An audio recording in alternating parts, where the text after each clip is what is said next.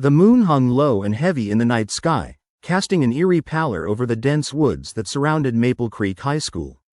It was late October, just a week before Halloween, and the town whispered legends of creatures lurking in the shadows, stories passed down from generation to generation. Among these, the most chilling was about the Skinwalkers, twisted beings said to be humans who had sold their souls, capable of transforming into animals and mimicking their voices perfectly. Lena had always dismissed such stories as childhood superstitions. She was a skeptic, a rational thinker who scoffed at ghost stories and urban legends. But tonight's walk home was different. The streetlights flickered intermittently, and fog curled lazily around her ankles as she made her way along the deserted dirt road that led from school to her house. Halfway home, Lena paused, noticing a soft rustling in the bushes beside the trail. Her heart skipped a beat, and she instinctively reached for her phone, though she never planned to call anyone. She told herself it was probably just a raccoon or a stray animal. Still, the hair on her arms pricked up, an instinct she couldn't shake. Suddenly, a low, guttural growl broke the silence. Lena froze. From the shadows emerged a figure, large, hunched, and shrouded in darkness. Its eyes glowed faintly like embers. The creature moved with uncanny agility, limbs elongating as it shifted into a form more beast than human. Lena's blood ran cold as she recognized the shape. It was the body of a wolf, but human-like in its stance and movements. Her mind raced. Was this a prank? A wild animal? Or something far worse? She wanted to run but felt rooted to the ground, as if the creature's gaze was holding her in place. The creature's head flicked side to side, then let out a horrifying, human scream, high-pitched, shrill, and filled with fury. Its jaws snapped, revealing rows of razor-sharp teeth.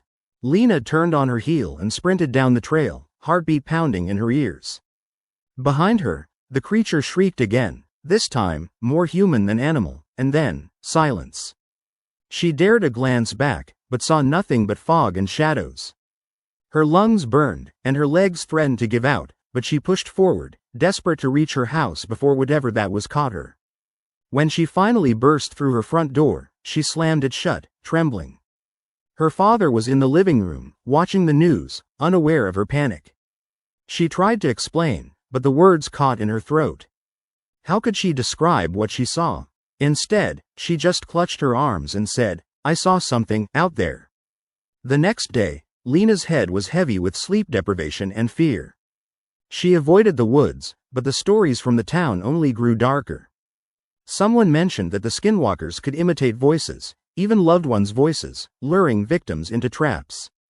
She shivered at the thought, recalling how the creature had screeched like a woman she once knew, Mrs.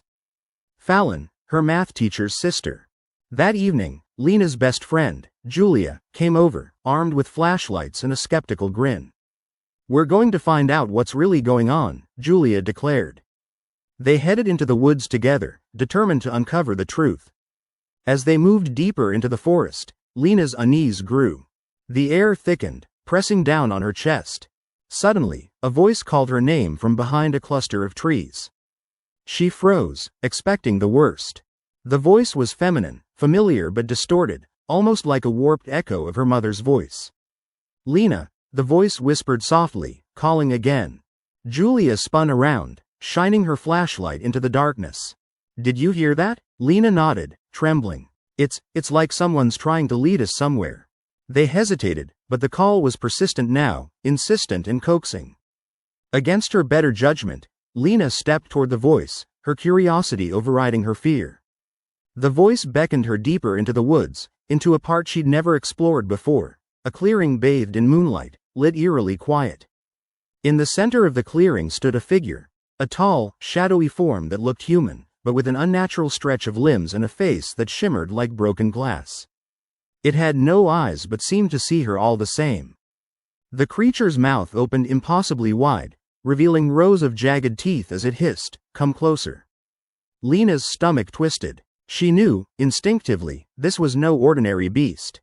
It was a skinwalker, a creature that thrived on fear and deception, a predator masquerading as someone she loved or someone she feared. Every instinct screamed at her to run, but her feet were glued to the ground. Suddenly, the creature's face blurred and shifted into Julius, smiling, sinister. "Lena," it whispered in Julius' voice, "you shouldn't have come." Lena screamed, backing away as the creature lunged, its form flickering, human, beast, monster, an unholy amalgamation. The night erupted in chaos as the creature charged at her, claws outstretched like blades. Lena dodged, her heart pounding in her ears. She grabbed a fallen branch, wielding it like a weapon, swinging wildly. The creature recoiled, hissing in fury, then dissolved into a mass of shadows that melted into the darkness. Panting and trembling, Lena ran back to the path, tears streaming down her face. She didn't look back. When she finally burst into her house, she slammed the door shut and locked it tight. Her entire body was trembling, but she knew she had seen the truth. These things were real, and they were dangerous. In the days that followed, Lena tried to tell her parents, but they dismissed her as traumatized or confused. Only Julia believed her, and even she admitted she'd seen shadows move in ways that defied logic. Lena knew she couldn't run forever, but she also knew that the Skinwalkers weren't finished.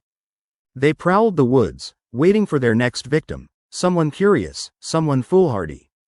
And sometimes, they even looked out from the shadows, mimicking the voices of loved ones, whispering promises and warnings, luring the unwary into their trap. That night, as Lena lay awake in her bed, she could hear a faint whisper outside her window, calling her name softly. The voice was unmistakably familiar and horrifying. She realized that sometimes, the scariest monsters aren't just the things lurking in the woods. Sometimes, they're the ones who can hide behind a face you trust, waiting patiently for the perfect moment to strike.